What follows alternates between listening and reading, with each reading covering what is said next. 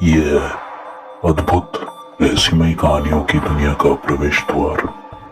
अगर आपको लगे कि आप ऐसी दुनिया में आ गए हैं जहां अनजान खतरे इंतजार करते हैं, जहां गुत्थियां सुलझती हैं, जहां डर आपको गिरफ्त में लेता है और जहां बुरे सपने सच्चाई बन जाते हैं, तो इसका मतलब है कि आप है उस जगह में जिसका नाम है मिस्टीरियस मैनर।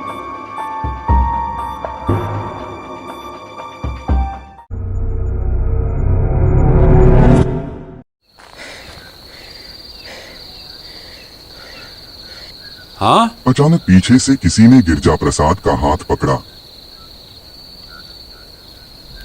वह डर के मारे बेहोश हो गया। गिरजा प्रसाद ने होश में आते ही खुद को अपने ही मकान के कमरे में बिस्तर पर लेटा पाया। आंख खोलते ही उसके सामने एक मुस्कुराता हुआ लड़का खड़ा था जो उसे उठाकर कमरे तक लाया था। गिरजा प्रसाद उसे देखकर डर गया।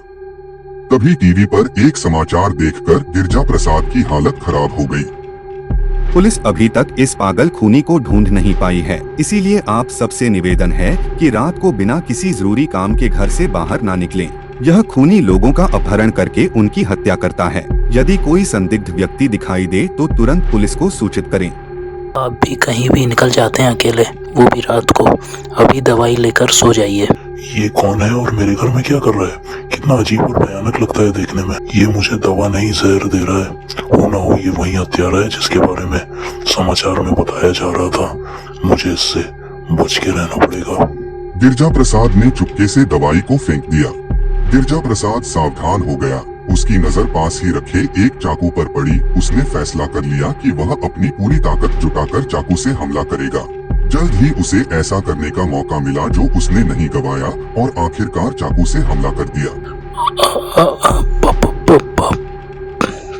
पापा, ये आपने क्या किया? आप मुझे नहीं पहचान पाए? मैं आपका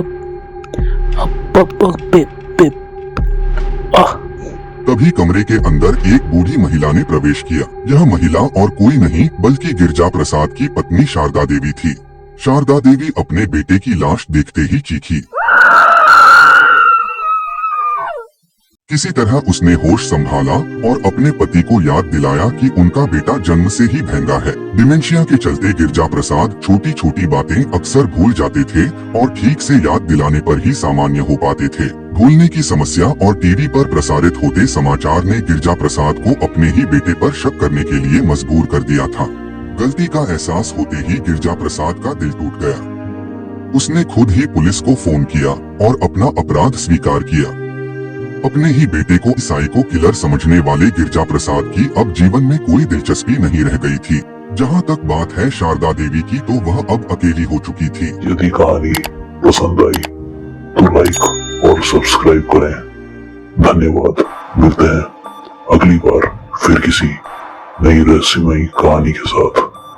रहस्य, रोमांच, डर और अनिश्चितता की दुनिया में जिसका नाम है मिस्टीरियस मैनर।